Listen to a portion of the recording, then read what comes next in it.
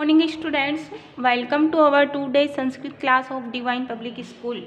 छात्रों, आज हम वर्कशीट तैयार कर रहे हैं। पाठ है 6 प्रत्ययः, एक्सरसाइज नंबर फर्स्ट। इसको हम समझेंगे और समझते हुए इसको हल करेंगे।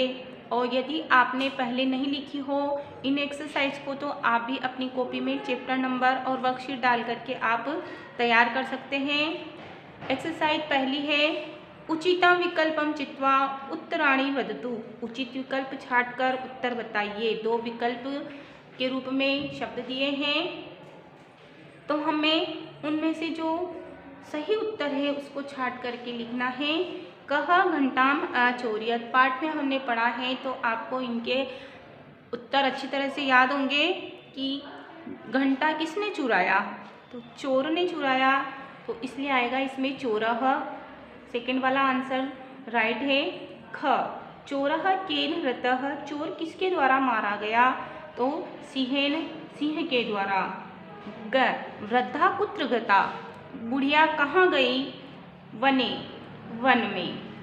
घ घंटानादः कः अकरोत्, घंटे की आवाज़ किसने की, वानरः, बंदर ने।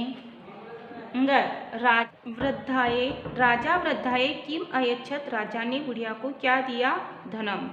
Exercise number second. Exercise second में हमें प्रयुक्त प्रत्यय को छांट करके लिखना है और जो प्रकृति प्रत्यय की करना है। जो प्रत्यय हैं उनको पहले हमें बनाना है, प्रत्यय का नाम लिखना है, शब्द में प्रत्यय आएंगे और उसके बाद में इसमें से जो धातु होती है उस धातु को अलग लिखना है और उसमें प्रत्यय का नाम लिखना है।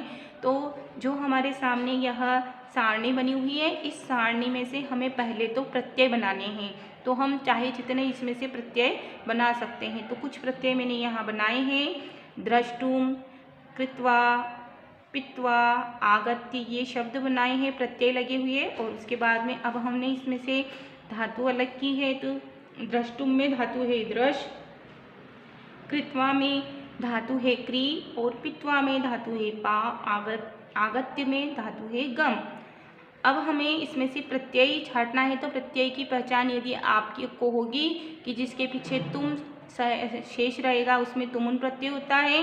यहाँ हमने लिखा तुमुन प्रत्यय। जिसका त्वा भाग शेष रहेगा उसमें कत्वा प्रत्यय, यह लिख दिया हमने कत्वा प्रत्यय। और यहाँ पर भी वही प्रत्यय, इसका त्वा भाग शेष है त्वा प्रत्यय। और यहाँ पर धातु, धातु से पहले उपसर्ग आता है और जिसका यह भाग शेष रहता है वहाँ पर ल्यप प्रत्यय होता है। तो इस प्रकार से हमने यहाँ पर प्रत्यय का नाम लिखा है ल्यप प्रत्यय। Exercise number third. पर्याय पदे सह मेलियत, पर्याय पदों के साथ मिलाइए। हमें पर्यायवाची शब्दों को मिलाना है। एक अरण्यम, अरण्यम का पर्याय पद होता है वनम। अरण्यम का अर्थ होता है जंगल और वनम का भी अर्थ वही होता है। नृपति, नृपति का अर्थ होता है राजा, तो हमें यह पर्याय पद दिया है राजा। मर्कटः, मर्कट का अर्थ होता है बंदर यानी वानर। कपि, तो यहाँ कपि दिया हुआ है, हम कपि से इसको मैच करेंगे। सिंहः, शेर, और सिंहः का पर्याय पद होता है शार्दूलः, शार्दूलः से मिलान करेंगे। जनाः, मनुष्य, और पर्याय पद है इसका नाविकः। Exercise number 4। रेखांकित पदानि आधृत्य प्रश्न निर्माणम कुरुत, रेखांकित पदों के आधार पर प्रश्न निर्माण कीजिए। जिस शब्द के नीचे रेखा खींची हुई है सिर्फ हमें उसी शब्द के स्थान पर प्रश्न वाला शब्द लगाना है। तो इसके लिए हमें उसकी विभक्ति और वचन पहचानना है और उसकी विभक्ति और वचन पहचान करके हमें किम के उसी विभक्ति और वचन का सर्वनाम शब्द लिखना है किम के रूप। कपियः फलै आकृष्टाः अभवन्, बंदर फल से आकर्षित हुए। तो फल, कपियः, यह प्रथमा विभक्ति बहुवचन का शब्द है, तो हम किम का, और यह पुल्लिंग शब्द है तो किम का हम रूप लगाएंगे प्रथमा विभक्ति बहुवचन पुल्लिंग का रूप और उसका बनता है के।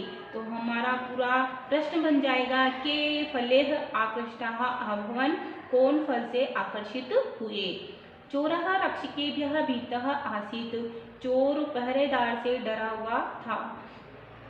चोरः और किससे, तो किससे केभ्यः पंचमी भक्ति बहुवचन का शब्द है, तो हम किन का पंचमी भक्ति बहुवचन का रूप लगाएंगे, बनेगा केभ्यः।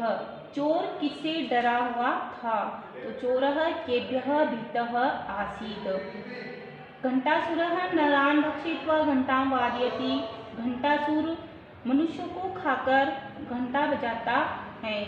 घंटासुरः किसको, घंटासुर किसको खाकर घंटा बजाता है, तो यह द्वितीय विभक्ति का बहुवचन है, तो हम किन का द्वितीय विभक्ति का बहुवचन लगाएंगे, पुल्लिंग का, ये पुल्लिंग शब्द है इसलिए, तो हो जाएगा घंटासुरः कान् भक्षयित्वा घंटां वादयति।